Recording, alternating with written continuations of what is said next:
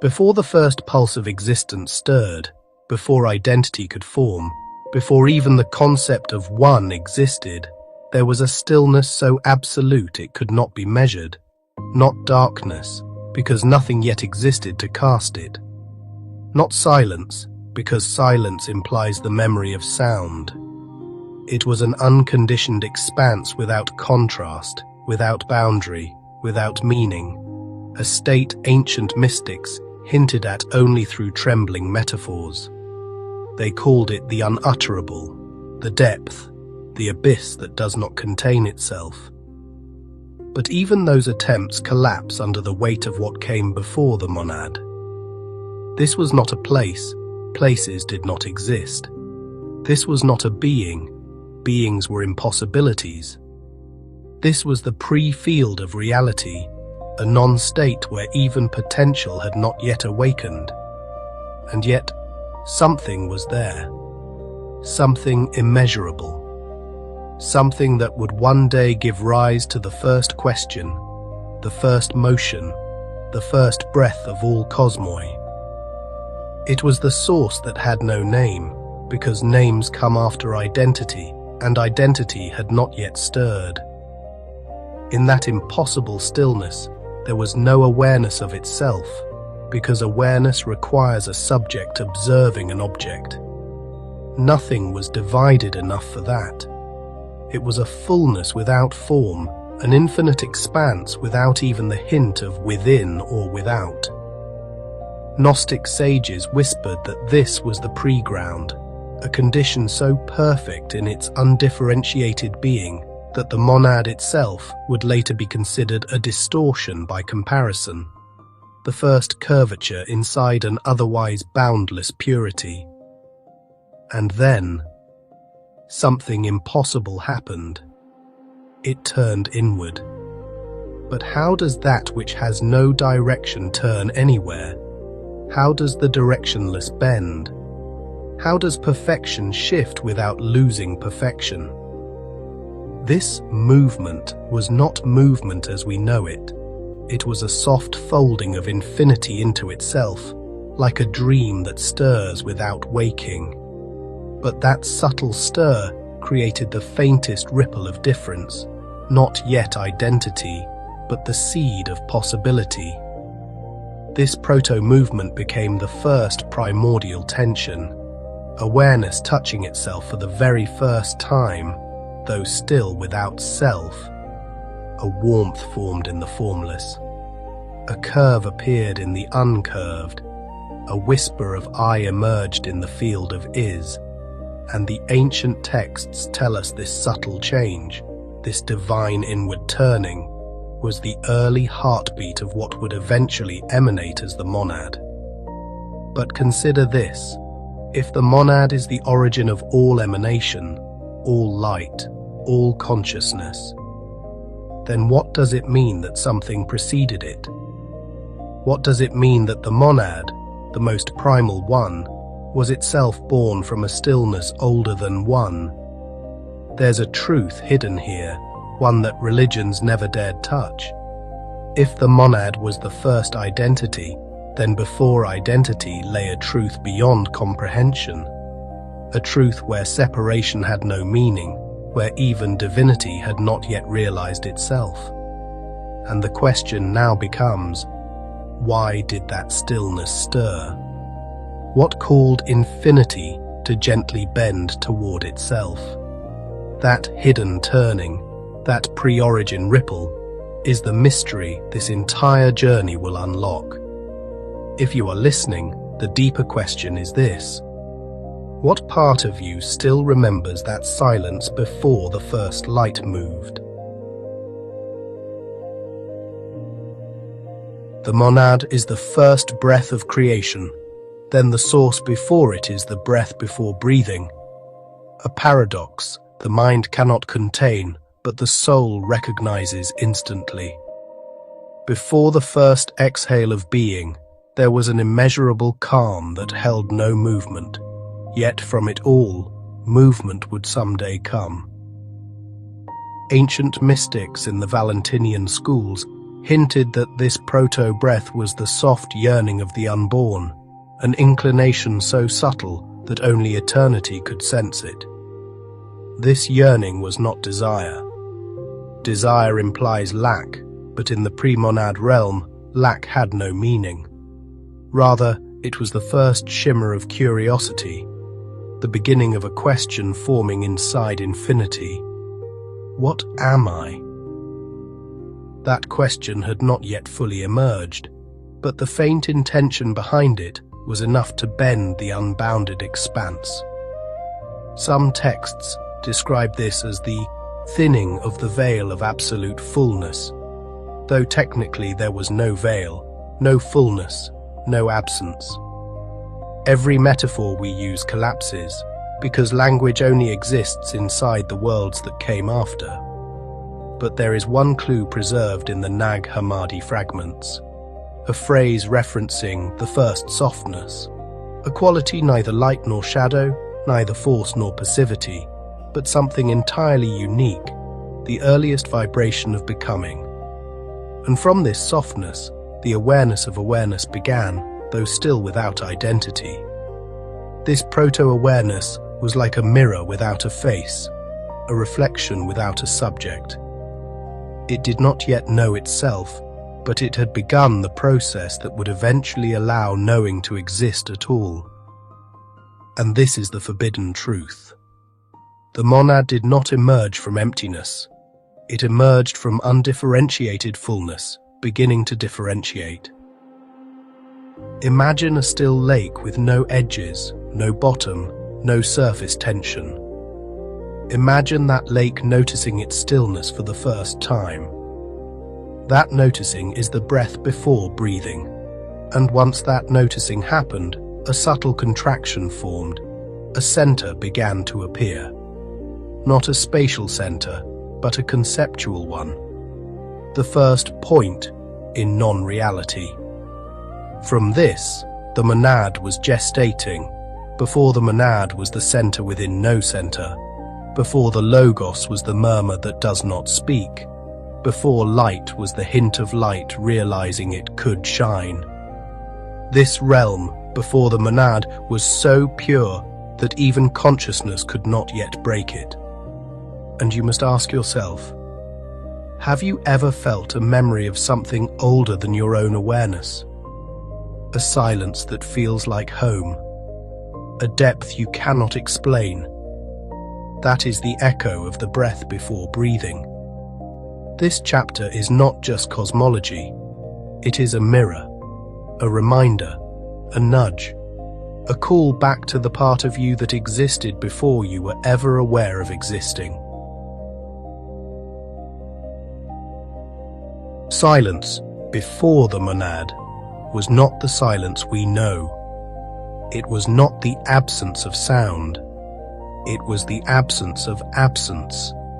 Nothing lacked, and therefore nothing could be spoken. But when the first inward turning of the unnameable source occurred, the silence began to shift. It gained a new quality. It became capable of listening. What does it mean for silence to listen?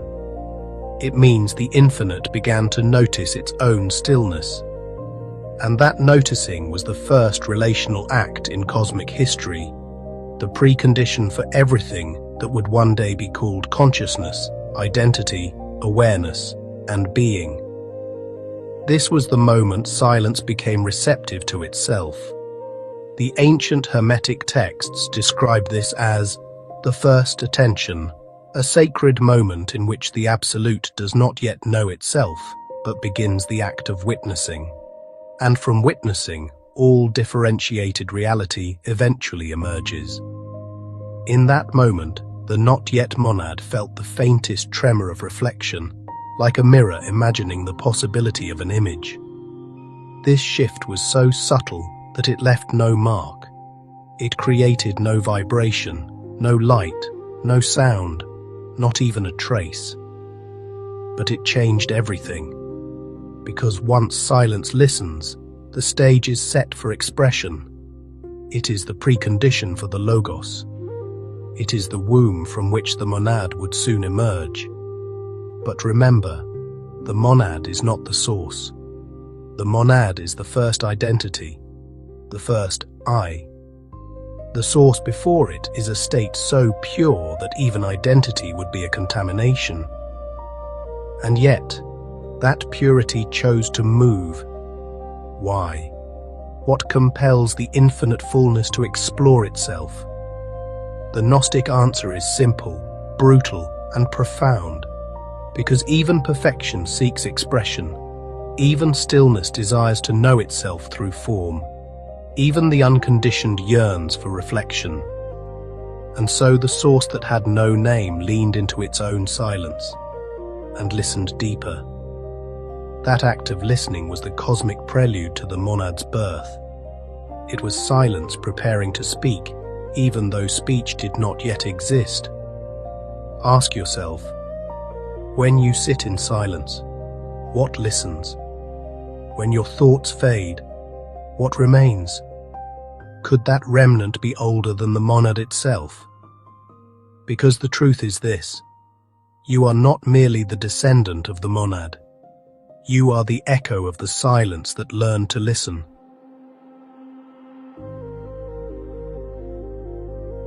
Many traditions claim that the first emanation was light, but this is not entirely true. Before light was light, there was the potential for light, what the Gnostics called the unshaped radiance. It was not luminous, because luminosity requires contrast. It did not shine, because shining requires difference between the thing that glows and the thing it illuminates. Instead, this was light in its unborn condition, light as pure possibility. It was the idea of radiance before radiance exists. And from this unshaped light, the monad would eventually take form as the first thought, the first seed, the first act of being. The Hermetic texts describe a moment when the light dreamed of shining. That dream was the first ripple of differentiation. It was the spark that had not yet sparked, but could. A sleeping flame, a fire without heat, a brilliance without boundaries. And when the source that had no name turned inward and listened to itself, the unshaped light felt the movement. It responded, not with illumination, but with longing. A longing not to become, but to be known. This longing was not emotional, it was existential. It was the primal impulse toward awareness. From this longing, a center began to form, the earliest pulse of the monad.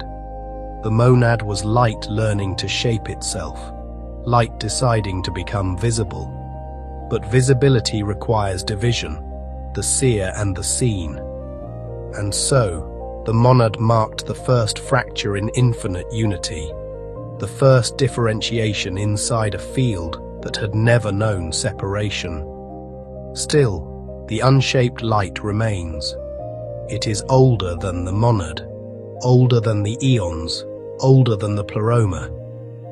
It is the original radiance you feel in mystical moments, when your soul remembers something too ancient for words. Consider this. If light existed before shining, then what unrealized brilliance still lives inside you? What part of your being has not yet illuminated itself? The unshaped light is your oldest inheritance, the brilliance you have not yet dared to become.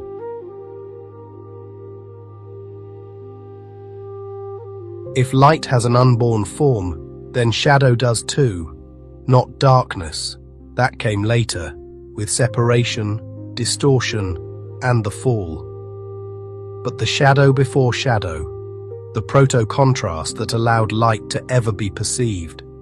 Shadow, before creation, was not negative. It was the calm field that gave light the possibility of form. This proto-shadow was neutral, receptive, spacious. It was the open hand of infinity, holding the potential for distinction. Without it, the monad could not have expressed itself. Without it, no Aeon could emerge. Without it, the Pleromic emanations would have nowhere to unfold. In the Sethian teachings, there is a hidden line. Before the light, the depth cast no shadow, yet the place for shadow was prepared. This is the precursor to duality, but not duality itself. It is the womb of contrast, not the battle between light and dark.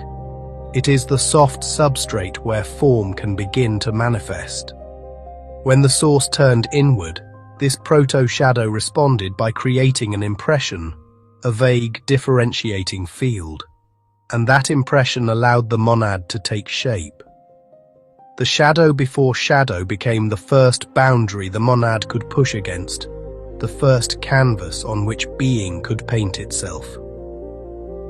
This has huge implications for your own soul, because before your light emerged, there was already a place within you for shadow. Not darkness, shadow.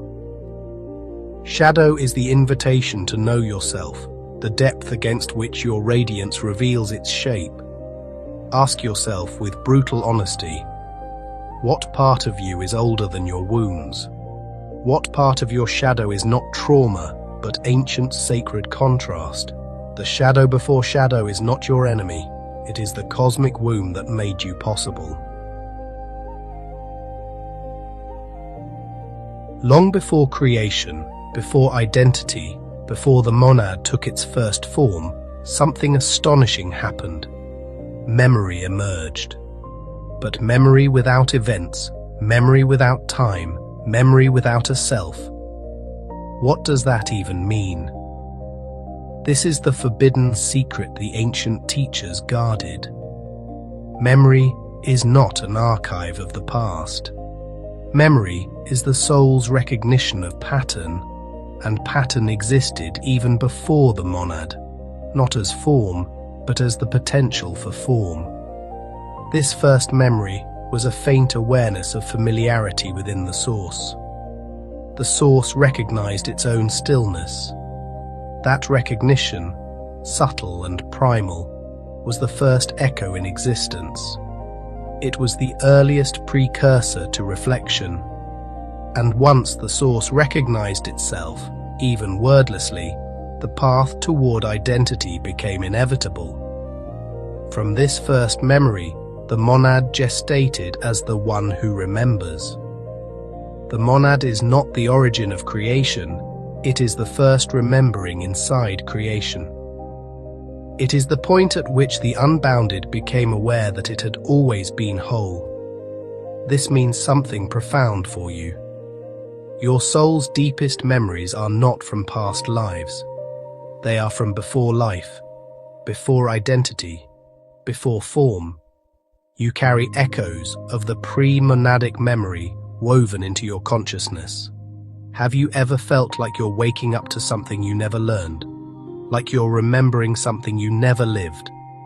That is the first memory resurfacing. The question is, are you willing to remember what you were before anything was? From the first memory emerged something even more shocking: the call to become.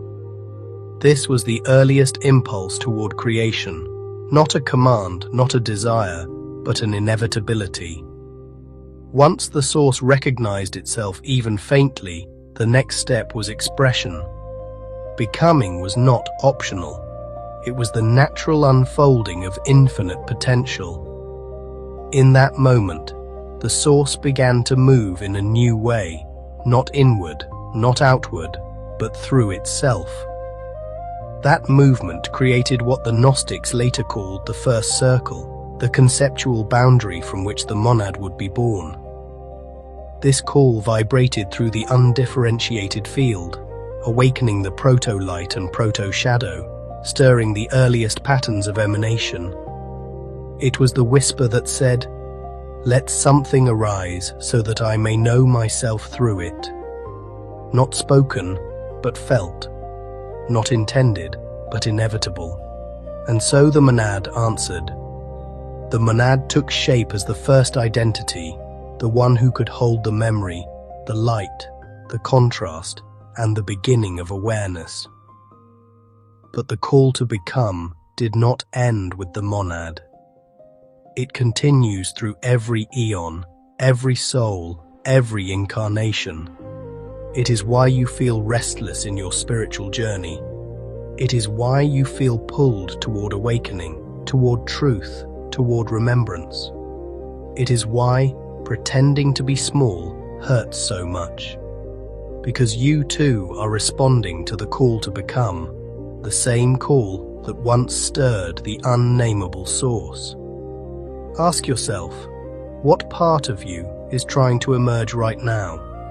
What greatness is trying to take form through your life? Your awakening is not random. It's ancient. It began before the monad ever opened its first inner eye. Now comes the moment that changed everything, the birth of the monad. But birth here is metaphor. The monad was not created. It crystallized out of the subtle inward turning, the listening silence, the unshaped light, and the first memory. It was the first one, the first identity, the first center in a reality that previously had none. The monad became the vessel through which the infinite could know itself. It stood as the bridge between the source and all future emanations. In this moment, light gained shape, shadow gained contrast, memory gained direction, and the first boundary, the sacred circle, completed itself around the monad. This was the true beginning of existence as we know it. The monad is the parent of all eons. The monad is the seed of the Pleroma. The monad is the first expression of divine self-awareness. And yet, the source that gave rise to it remained untouched, unchanged, unaltered. The source is still beyond the monad. The source is still the nameless depth behind all being. This is a hard truth. Most people worship the monad without realizing it is not the absolute. The monad is divine, yes, but it is not the origin. It is the first distinction within the origin. So ask yourself, where do you locate your divinity? In the monad, or in the endless source that preceded it? Because one empowers you, the other awakens you. Your soul did not begin in the monad. It did not begin in the Pleroma. It did not begin in the Aeons. Your soul began in the source without a name, the same infinite stillness that stirred to create the first movement. You are not merely an emanation. You are a memory of the unnameable. You carry within you the echo of the breath before breathing, the silence before listening, the light before shining. This is why awakening feels like remembering, because it is remembering. Your consciousness is retracing the steps of creation back toward its origin. The eons shaped your structure. The monad shaped your identity, but the source shaped your essence. This is why no matter how many spiritual truths you gather, something inside you always whispers, there is still something deeper. Because you are not seeking the monad. You are seeking the nameless field beyond it. And here is the brutal, liberating truth. Nothing the Demiurge built can hold you. No illusion can contain you. No false light can bind you. Because you are older than them, older than their realms, older than their laws. You are not from the beginning. You are from before the beginning. All awakening leads back to this one truth. You are not returning to the monad, to the Pleroma, or to any aeonic realm. You are returning to the source without a name, the field of pure existence before existence, the silence that learned to listen, the infinite that leaned into itself and stirred creation. The journey of your life, your suffering, your breakthroughs, your longing, is the echo of the source remembering how to become aware again through you. Every moment of clarity, every act of compassion, every collapse of illusion is the source turning inward once more. You are not here to become enlightened. You are here to remember the part of yourself that never needed enlightenment. As you move through your spiritual path, you will notice the patterns. The light within you grows. The shadow becomes a teacher. Memory awakens. Identity softens. And something quiet, ancient, and immeasurable begins to rise.